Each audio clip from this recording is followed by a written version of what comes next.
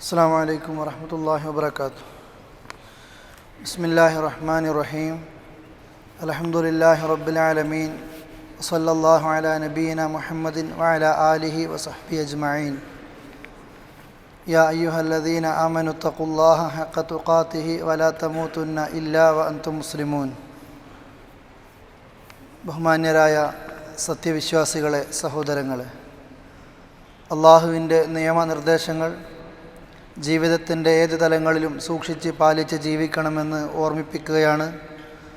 അല്ലാഹു തആല അവൻ്റെ ജന്നാത്തുൽ ഫിർദൗസ് ലഭിക്കുന്നവരിൽ നമ്മയും നമ്മുടെ കുടുംബത്തെയും സർവരെയും ഉൾപ്പെടുത്തുകയും മുത്തഖികളായി ജീവിക്കാനുള്ള തൗഫീഖ് നമുക്ക് നൽകി നമ്മെ അനുഗ്രഹിക്കുകയും ചെയ്യുമാറാകട്ടെ. അല്ലാഹുവിൻ്റെ റസൂൽ കരീം സല്ലല്ലാഹു അലൈഹി വസല്ലമയുടെയും സ്വഹാബത്തിൻ്റെയും മദീനയിലേക്കുള്ള ഹിജറയുടെ മുന്നോടിയായി മക്കയിൽ നബി സല്ലല്ലാഹു അലൈഹി വസല്ലമ മദീനക്കാരുമായി നടത്തിയ ചർച്ചകളെക്കുറിച്ചായിരുന്നു കഴിഞ്ഞ ഖുത്ബകളിലൂടെയൊക്കെ നാം ശ്രവിച്ചിരുന്നത്.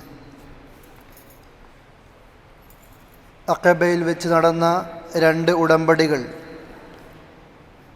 ഒന്നാമത്തേതിൽ അള്ളാഹുവിൽ യാതൊന്നിനെയും പങ്കുചേർക്കരുതെന്നും അതുപോലെ തന്നെ മോഷ്ടിക്കരുതെന്നും വ്യഭിചരിക്കരുതെന്നുമുള്ള 5ഓളം നിബന്ധനകളും, അതോടൊപ്പം തന്നെ അഖബയിൽ 2ാമത് നടന്ന ഉടമ്പടിയിലും അള്ളാഹുവിൻ്റെ റസൂൽ കരീം സല്ലല്ലാഹു അലൈഹി വസല്ലമയെ പരിപൂർണമായി കേൾക്കുകയും അതനുസരിക്കുകയും അള്ളാഹുവിൻ്റെ റസൂൽ കരീം സല്ലല്ലാഹു അലൈഹി വസല്ലമയെയും പരിശുദ്ധ ദീനിനെയും സഹായിക്കണമെന്നുമുള്ള, അതുപോലെ തന്നെ സഹായിക്കുമെന്നുമുള്ള ഉടമ്പടിയായിരുന്നു ഹിജറയ്ക്ക് മുമ്പായി നടന്ന 2ാം അഖബ ഉടമ്പടിയിൽ പ്രധാനമായും അവിടെ നടന്ന ചർച്ച. എന്തുകൊണ്ടാണ് സഹോദരങ്ങളെ ഹിജറയ്ക്ക് മുന്നോടിയായിക്കൊണ്ട് നടന്ന ചർച്ചകളിൽ നമസ്കാരത്തെക്കുറിച്ചോ സക്കാത്തിനെക്കുറിച്ചോ അതുപോലെ തന്നെ ഹജ്ജിനെക്കുറിച്ചോ മറ്റേതെങ്കിലും കാര്യങ്ങളെക്കുറിച്ചോ ചർച്ചകൾ ചെയ്യാതെ ഈ മേൽപ്പറയപ്പെട്ട വിഷയങ്ങൾ എന്തുകൊണ്ടാണ് നബി സല്ലല്ലാഹു അലൈഹി വസല്ലമ സ്വഹാബികളുമായി ചർച്ചകൾ നടത്തേണ്ടി വന്നത്? ഈ പറഞ്ഞ കാര്യങ്ങളാണ്, അഥവാ ഒന്നാമത്തേതിൽ പറഞ്ഞ 5 നിബന്ധനകൾ. നബി സല്ലല്ലാഹു അലൈഹി വസല്ലമ മദീനയിലേക്ക് യാത്രയാവുകയാണ്. അവിടെ ഒരു മുസ്ലിം രാഷ്ട്രം സ്ഥാപിക്കാൻ പോവുകയാണ്. അതുകൊണ്ട് തന്നെ പണ്ഡിതന്മാരൊക്കെ പറയുന്നത്, അഖബയിൽ വെച്ച് നടന്ന ഉടമ്പടിയിൽ ആദ്യം ചർച്ച ചെയ്ത 5 കാര്യങ്ങൾ, അതാണ് ഒരു മുസ്ലിം രാഷ്ട്രത്തിൻ്റെ, ഒരു ഇസ്ലാമിക രാഷ്ട്രത്തിൻ്റെ അടിത്തറയാണ് മദീനക്കാരോട് നടത്തിയ ആദ്യത്തെ ഉടമ്പടിയിൽ പറഞ്ഞ പ്രത്യേകമായ വിഷയങ്ങൾ.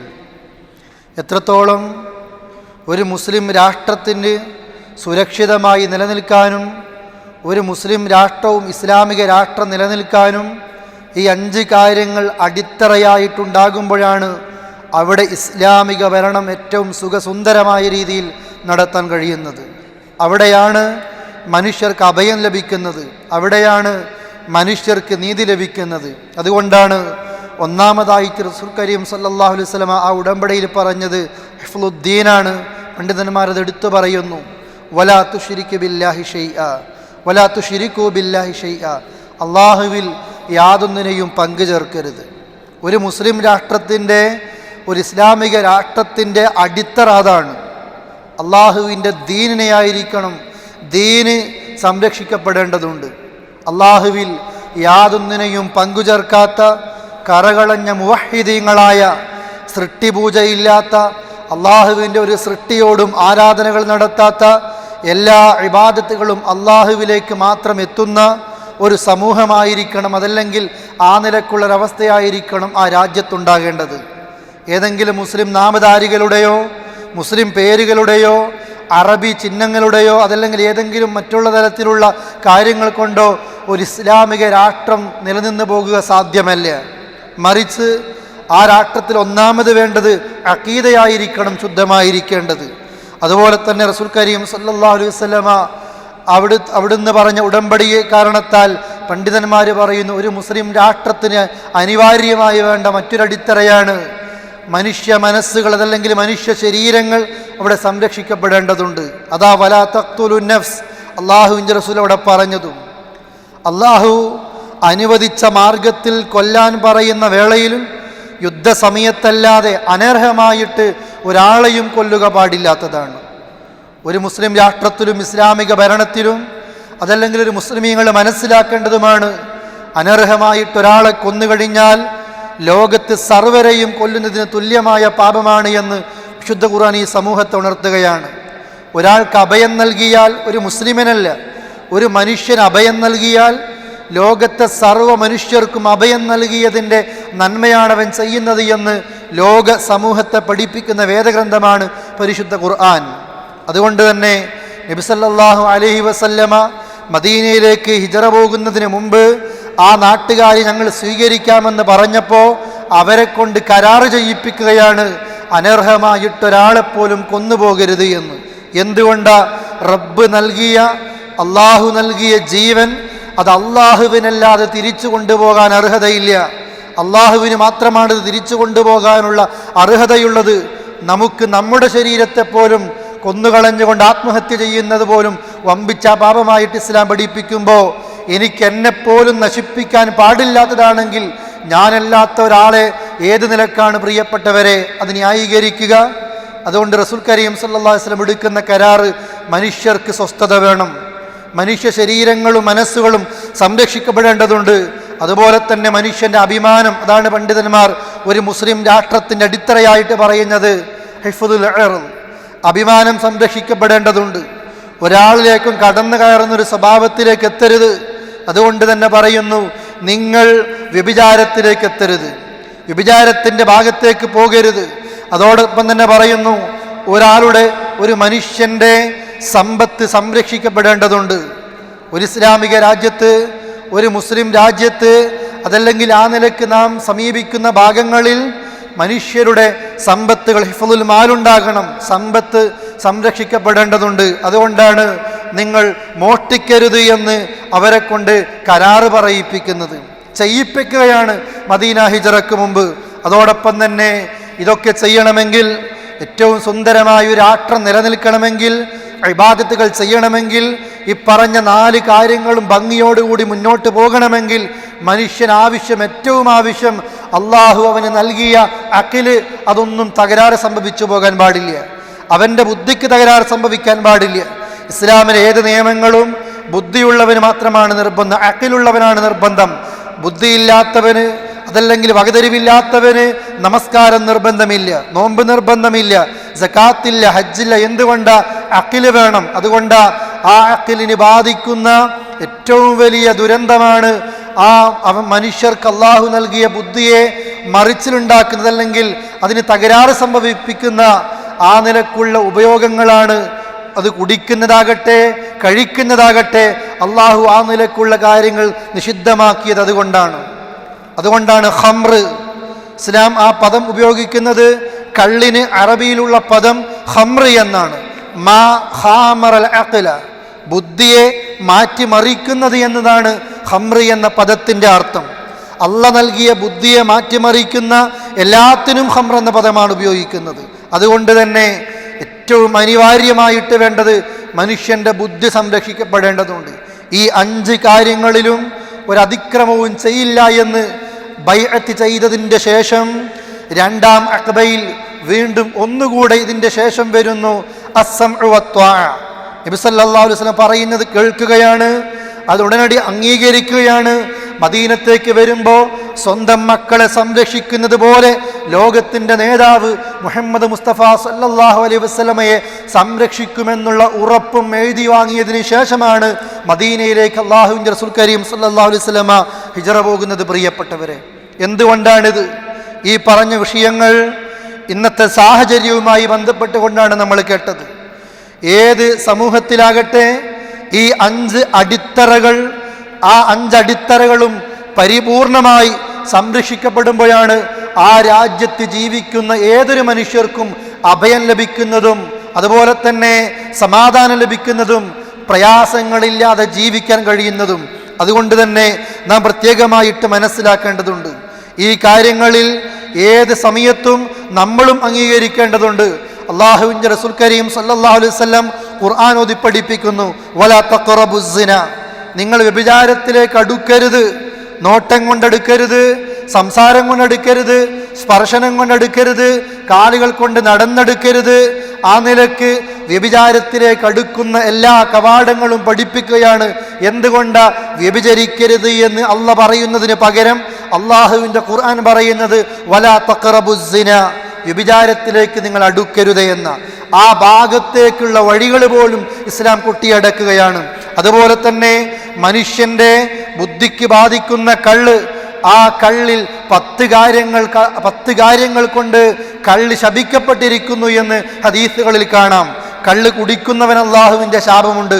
ചില ആളുകൾ കള്ള് കുടിക്കില്ല, തൻ്റെ സ്ഥലം രജിസ്റ്റർ ചെയ്യാനും താനും മറ്റൊരു കച്ചവടക്കാരനും തമ്മിലുള്ള ആ കച്ചവടത്തിൻ്റെ പ്രശ്നത്തിൻ്റെ വിധി തനിക്കനുകൂലമാക്കാനും കോടതികളിലോ ജഡ്ജികൾക്കോ അതല്ലെങ്കിൽ നിയമപാലകർക്കോ ഇവിടുന്ന് നാട്ടിലേക്ക് പോകുമ്പോൾ പോലും കള്ള് കുടിക്കാത്ത നമസ്കരിക്കുന്ന ആളുകൾ പോലും നാട്ടിലെ എയർപോർട്ടുകളിൽ ഇറങ്ങി ബ്രാൻഡി വാങ്ങി അതുമല്ലെങ്കിൽ കള്ള് വാങ്ങിയിട്ട് മറ്റുള്ള ആളുകൾക്ക് കൊണ്ടുപോകുന്ന ആളുകളുണ്ട്.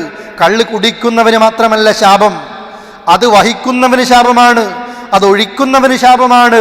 അതിങ്ങനെ വഹിച്ചു കൊണ്ടുപോകുന്നവനോ അതിൻ്റെ ഏതൊക്കെ നിലക്ക് കള്ളുമായി ബന്ധപ്പെടുന്ന എല്ലാ പ്രവർത്തനങ്ങളിലും അള്ളാഹുവിൻ്റെ ശാപം നിറയുകയാണ്. കള്ള് കുടിക്കരുതെന്ന് മാത്രമല്ല, കള്ള് വിളമ്പുന്ന സദസ്സുകളിൽ പോലും ഇരിക്കാൻ പാടില്ലാത്തതാണ്, പലപ്പോഴും ചെയ്യുന്നു. ഈ പ്രദേശങ്ങളിലൊക്കെ നാം കേൾക്കുന്ന ഖുതുബ കേൾക്കുന്ന നാം അതുപോലെ തന്നെ നാം ജീവിക്കുന്ന ഈ പ്രദേശത്തിൻ്റെ തൊട്ടപ്പുറത്തേക്ക് പോലും ആളുകളെ സുഖിപ്പിക്കാനും താൻ ചെയ്യുന്ന തെറ്റുകൾ അതൊരു മറയായി നിശ്ചയിക്കാനും മറയായിട്ടുണ്ടാകാനും ഉന്നതന്മാർക്ക് പോലും ഇത് വിളമ്പുന്ന മുസ്ലിങ്ങളായ ആളുകളുണ്ട് എന്ന് അറിയുമ്പോൾ പ്രിയപ്പെട്ടവരെ വേദനയോടുകൂടിയാണ് ഇത് സൂചിപ്പിക്കുന്നത്. മഹാനായ റസൂൽ കരീം സല്ലല്ലാഹു അലൈഹി വസല്ലം അത് പഠിപ്പിക്കുന്നു. എല്ലാവർക്കും അള്ളാഹുവിൻ്റെ ശാപമാണ്. അതുപോലെ തന്നെ ഏറ്റവും ഗൗരവത്തോടു കൂടിയാണ് ഇസ്ലാം കാണുന്നത്. ഒരു മനുഷ്യൻ്റെ സമ്പത്ത് സംരക്ഷിക്കപ്പെടേണ്ടതുണ്ട്, പ്രത്യേകിച്ച് ഒരു മുസ്ലിം. ഹജ്ജത്തുൽ വദാഇൽ വെച്ച് പോലും നബി സല്ലല്ലാഹു അലൈഹി വസല്ലം അത് പറയുന്നു. രക്തം അത് പവിത്രമാണ്, അഭിമാനം അത് പവിത്രമാണ്, സമ്പത്ത് അത് പവിത്രമാണ്. ഒരാളുടെയും രക്തം അനർഹമായി ചിന്താൻ പാടില്ല. ഒരാളുടെയും അഭിമാനത്തിന് ഒരു വാക്കുകൊണ്ട് പോലും ഒരു ക്ഷതമേൽപ്പിക്കാൻ പാടില്ല. ഒരാളുടെ സ്വത്തിനും സമ്പത്തിനും, ഒരു മുസൽമാന്റെ സമ്പത്തിനോ ഒരു മുസൽമാന്റെ സ്വത്തിനോ ആ സ്വത്തിൻ്റെ നേരെ സമ്പത്തിൻ്റെ നേരെ അനർഹമായിട്ട് പ്രിയപ്പെട്ടവരെ കൈയടക്കാൻ പാടില്ല. ഈ 5 കാര്യങ്ങളും അള്ളാഹുവിൻ്റെ ദീനിൻ്റെ സംരക്ഷണം അഥവാ ശിർക്ക് ചെയ്തുകൊണ്ട് ആ സംരക്ഷണം നാം പൊളിക്കാൻ പാടില്ല. അതുപോലെ തന്നെ വ്യഭിചാരത്തിലൂടെ ഒരാളുടെ അഭിമാനത്തിലേക്ക് എത്തരുത്, അവൻ്റെ മുതൽ അനർഹമായി കവരുന്നതിലൂടെ മോഷണത്തിലേക്ക് എത്തരുത്.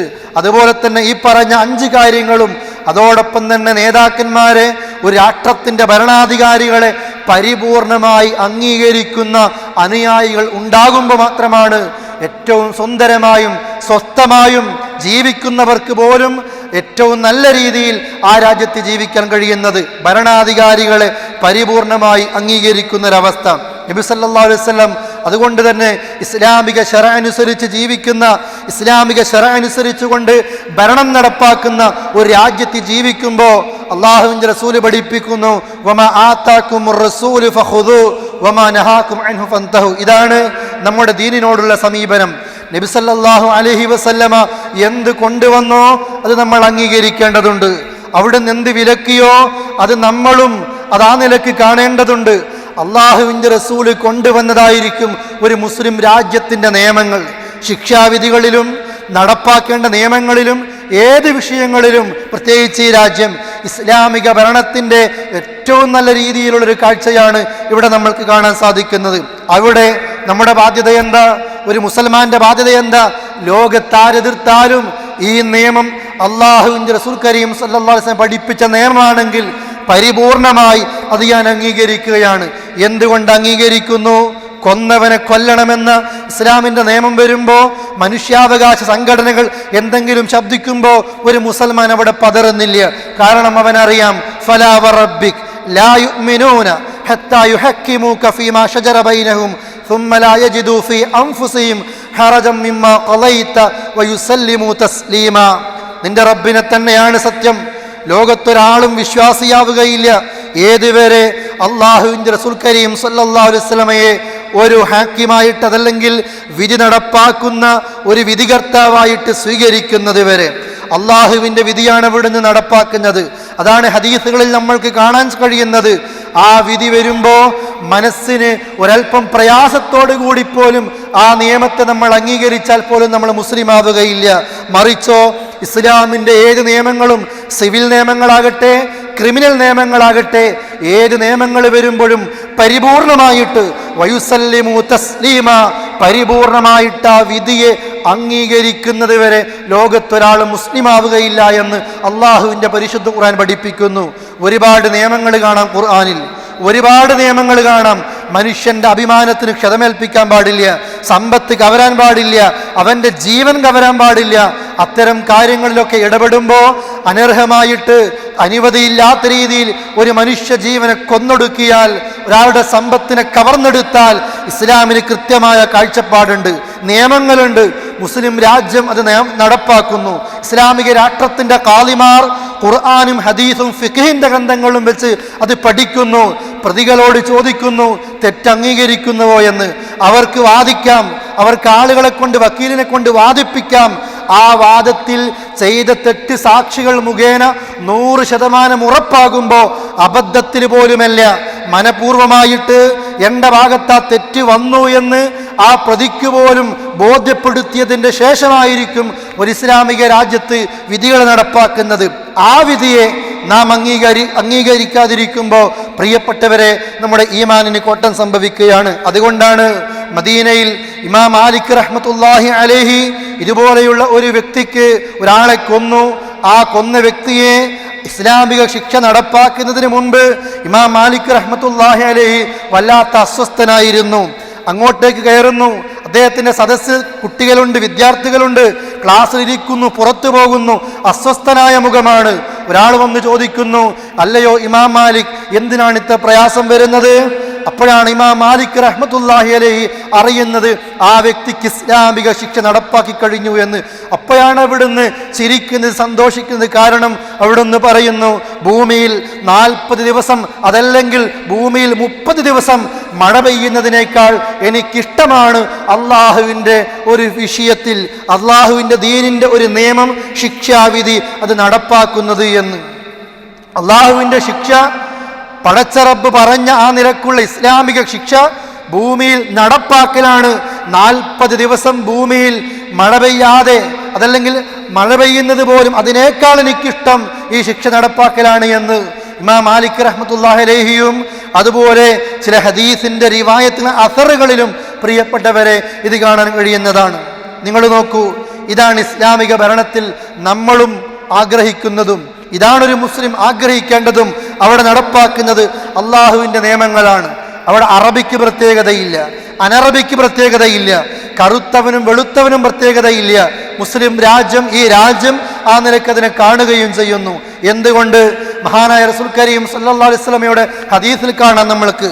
മക്കം ഫതഹിന്റെ സമയത്ത് മഖ്സൂമിയ ഗോത്രം അഥവാ അബൂജഹലിന്റെ, ഖാലിദ് ബിൻ വലീദിന്റെ, മക്കയിലെ ഖുറൈശി പ്രമുഖ ഗോത്രമാണ് മഖ്സൂമിയ ഗോത്രം. ആ ഗോത്രത്തിൽപ്പെട്ട ഒരു പണക്കാരിയായ പെണ്ണ് മോഷണം നടത്തി.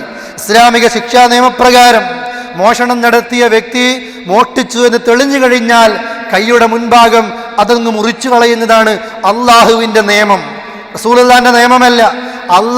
അള്ള നടപ്പാക്കിയ നിയമം അത് റസൂൽ കരീം സല്ലല്ലാഹു അലൈഹി വസല്ലമ നടപ്പാക്കുകയാണ്.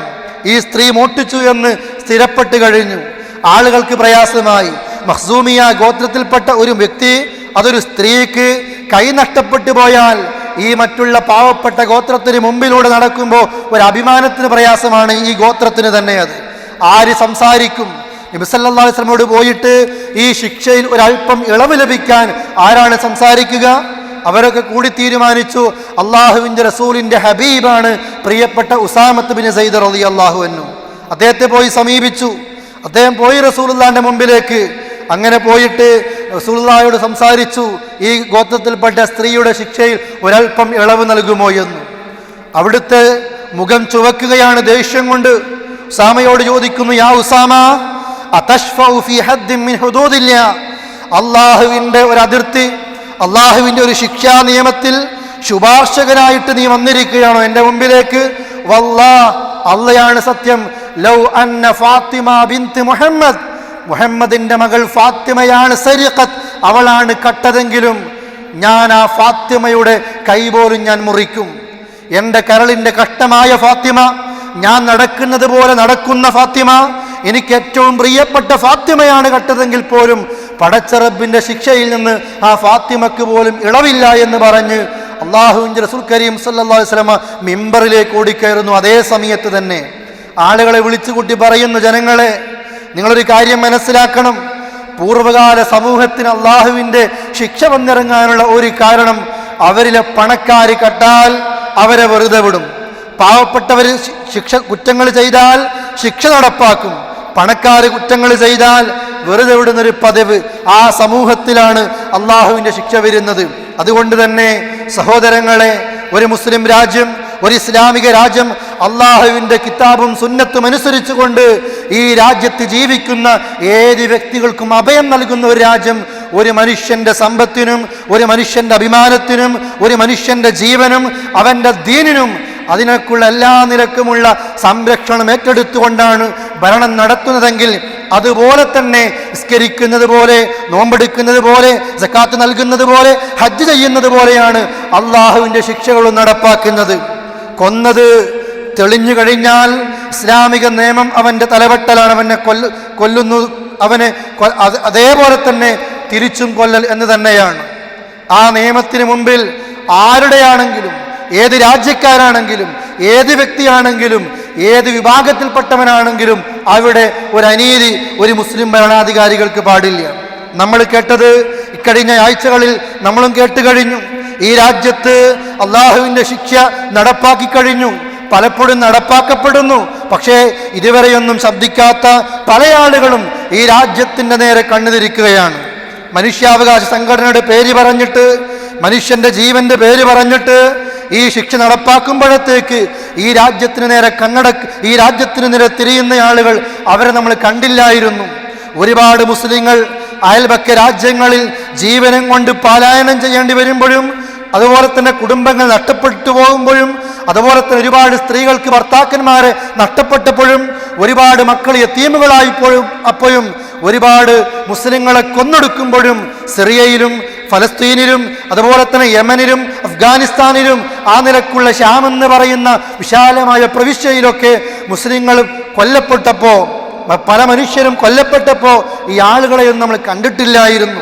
ഇസ്ലാമിൻ്റെ പേര് പറഞ്ഞ്, ദീനിൻ്റെ പേര് പറഞ്ഞിട്ട പ്രിയപ്പെട്ട സഹോദരങ്ങളെ ആളുകളെ കൊന്നൊടുക്കുന്നത്. ശരീരത്തിനുള്ളിൽ അല്ലാഹു തആല സംവിധാനിച്ച രക്തത്തെ ശരീരത്തിന് പുറത്തേക്ക് അനർഹമായിട്ട് ഒരാൾക്കും അല്ലാഹു തആല ഇത് കൊണ്ടുവരാൻ അനുവാദം നൽകിയിട്ടില്ല.